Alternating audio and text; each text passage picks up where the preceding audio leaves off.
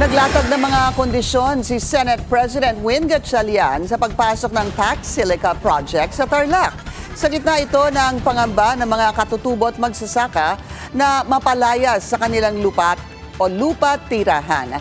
Narito ang agenda report ni Hannah T. Sinusuportahan ni Senate President Win Gatchalian ang Pax Silica, pero may kondisyon. Una, kailangang sang-ayon ito sa ating saligang batas. Wala pong compromise ho dyan. No, hindi ho natin pwedeng isalang-alang po ang ating sovereignty o soberenya.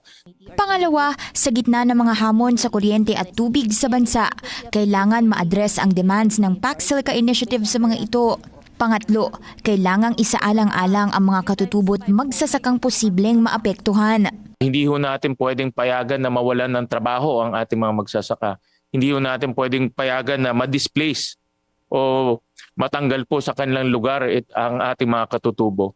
Panghuli, hindi raw pwedeng dumaan ang industriya sa bansa nang wala tayong natututunan dito. Ang Pax Silica ay samahan ng 24 countries na nagtutulungan para mapalakas ang supply ng mga kagamitang ginagamit sa artificial intelligence. Ang proyekto sa Tarlac ay isang planong industrial park kung saan gagawin ang mga makina at electronic parts na kailangan ng AI industry. Hindi mismo data center ang itatayo rito. Nasa humigit 1,000 katutubo ang nakatira sa 1,600 na ektarya ng tatayuang hub, habang nasa 300 na mga magsasaka. So ang sabi ko po, paano po yung tinayo namin simbahan doon? Opo. Well, dyan ho pupunta yung mga detalye, no? At Opo. mahalaga At po, saka po, kaya po ayaw namin umalis doon dahil andun din po yung burial ground ng mga kanununuan namin.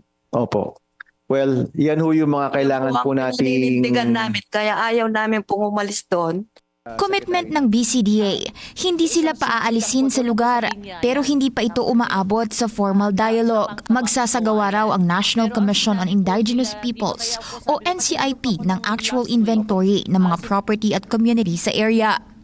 Kailangan tayo mag-usap, kailangan malinaw yung mga plano, kailangan nandyan yung ibang mga leaders para sabay-sabay tayong uusad dito, no? Si Senator Bam Aquino ang hahawak ng pondo ng BCDA sa budget season, kaya't wala raw choice ang ahensya dahil magkikita-kita sila ulit para mapag-usapan ang mga programa para sa mga katutubo. Para sa agenda, Hannah Tia, Billionario News Channel. Mag-follow sa aming mga social media accounts at mag-subscribe sa aming YouTube channel para sa pinakahuli at eksklusibong mga balita.